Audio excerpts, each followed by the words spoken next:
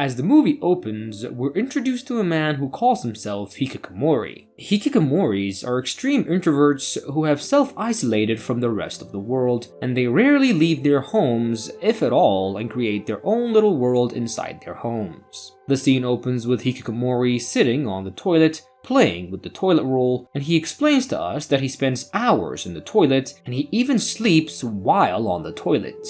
He's unashamed about his situation, and there is no one to judge him. He always leaves his bathroom door open, as it gives him confidence, and he tells us that he comes up with his best ideas on it as well. Hikikomori has one TV in his home, but he's never opened it. TV becomes boring very fast, so he keeps himself busy by organizing all his supplies and reading hundreds of books. His favorite books are all adventures, but ironically, he never dares to leave his home. He's lived like this for the last 10 years, and he's able to do this because of his father's money. Every month he is sent money from his father, which covers everything from rent to food. For the first year, there was a note with the money, but for the last 9 years, only the money appears through the mail. Hikikomori doesn't need to leave his home because everything can be delivered, and he has one phone in his home and he uses it to order everything he needs. He doesn't even like to see people, so when he gets delivery, he accepts the package and gives the money without even looking up, seeing their face.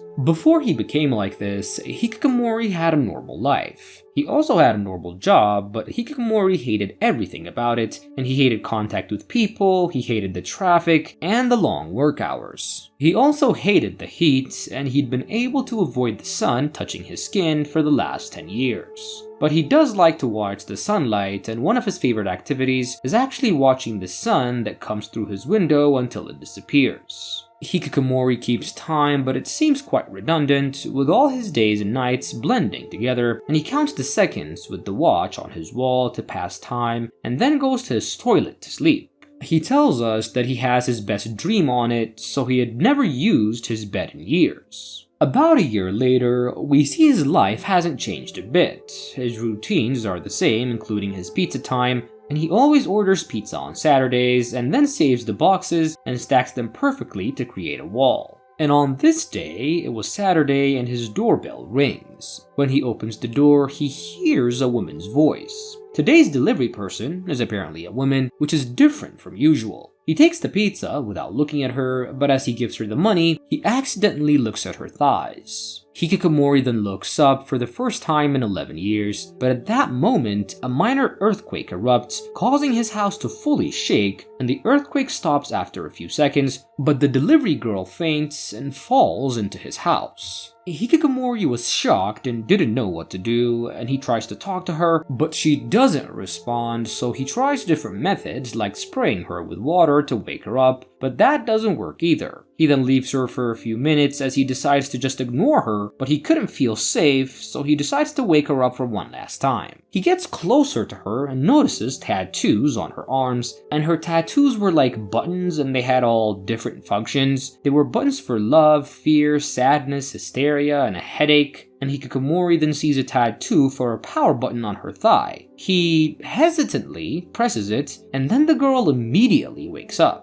She asks him if he pressed the power-up button, and he answers yes, and the girl then stays quiet for a few seconds before complimenting his pizza box tower, and she then points out that one of these boxes were not put properly, and he immediately fixes it. The girl then looks around his house, and she was quite impressed, and she then smells her helmet and says that it's disgusting, and then gets back on her bike and leaves. Over the next few days, Hikikomori couldn't stop thinking about the girl. He was smitten about her, and all his thoughts were about her, and his routines get disrupted. He couldn't eat or sleep, or even his toilet time was disrupted. On a rainy day, he decides to talk to her, and for the first time, orders pizza before Saturday. Minutes later, he hears someone was on the door, and he opens it, but the delivery person was an older guy. The delivery guy hands him the pizza and enters his home to escape the rain, and he then uses Hikikomori's phone to call an employee who apparently decided to quit while on the job. The guy argues with the employee, but to no avail, and Hikikomori then nervously watches the guy and gives him a glass of water to calm him down, and he then asks him if that day was the delivery girl's off day. The guy then informs him, unfortunately, that the girl quit a few days ago, and she said that she was also never leaving her home, and he hasn't seen her ever since. The guy was frustrated that no one wants to work and that everybody's addicted to technology, and that they've lost human contact. As the guy leaves, Hikikomori asks him the location of the girl's home, and the guy tells him the general area. That night, Hikikomori contemplates what he should do, and he knows that the only way he could see her is to find her, but he's an introvert that can't leave his home, so technically speaking, he's kind of stuck. After another sleepless night, he decides to leave for one day and see the girl, and he gets out his unworn shoes that had become a spider's nest, and he blows off the dust and wears them. He then opens his front door fully and peeks to the outside, and then gives himself some self-motivation, but suddenly all his fears kick in, and he couldn't push himself to go out, so he stands on the door for the rest of the day, unable to move. He spends the night at the door, deciding on what to do, and when the next morning comes, his need for the girl has grown much more stronger than his fear of going outside, and he finally manages to take a step and leave his home. The sunlight was blinding for Hikikomori, but the fresh air was great. Hikikomori calculates which way was the girl's address and thinks of which transportation method he should take, and he decides to take a train and starts walking, but when he remembers how many people could be in it, he decides against it and turns around to take a bus, but then again, that also kind of freaks him out. He was then back to the front of his house when he remembers that he actually had a bike stashed in the back.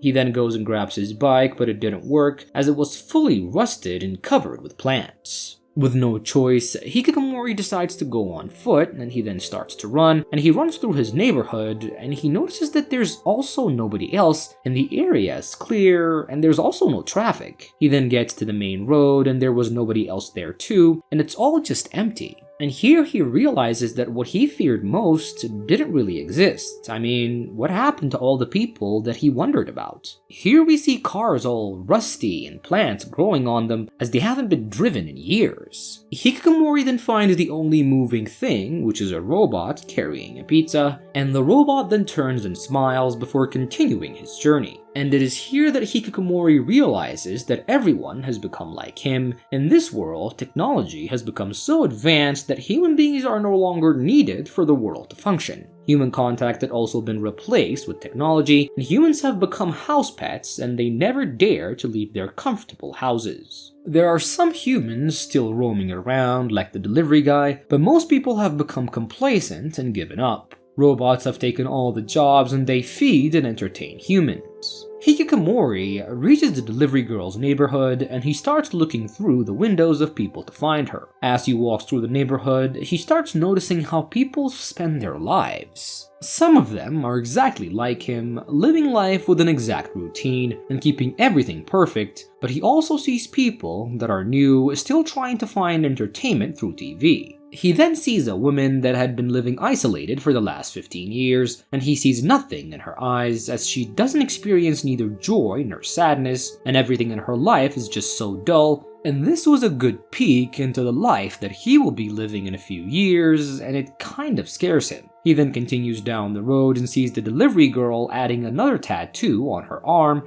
and he says hi to her, but she immediately closes her window when she sees him. He then rushes to her door and begs her to open it, but she doesn't answer. Suddenly, another earthquake begins, and this time it was a lot stronger, so strong that it even scares all the people living in the neighborhood, and they all run out of their homes. Hikikomori calls for the girl, but she still doesn't leave her house, and the earthquake continues, and we see everyone in panic, and people run away from the buildings, fearing that it will collapse, and things start falling out of the sky, and a bike almost hits someone. Suddenly, the earthquake stops, and everyone starts returning to their homes, and the street clears out in a second, and everything is quiet again. Hikikomori turns to the sound of the girl as she was standing behind him wearing her helmet, and after she sees that he's okay, she also starts going back to her house, but he rushes to her and grabs her arm and begs her not to go back and explains to her that she won't ever come out if she decides to go in, but she fights him off and starts walking inside. But just as she gets inside her house, he grabs her again, and this time he presses the love button, and they both quickly look into each other's eyes as a strong wind blows on them, and another earthquake begins, and the movie ends.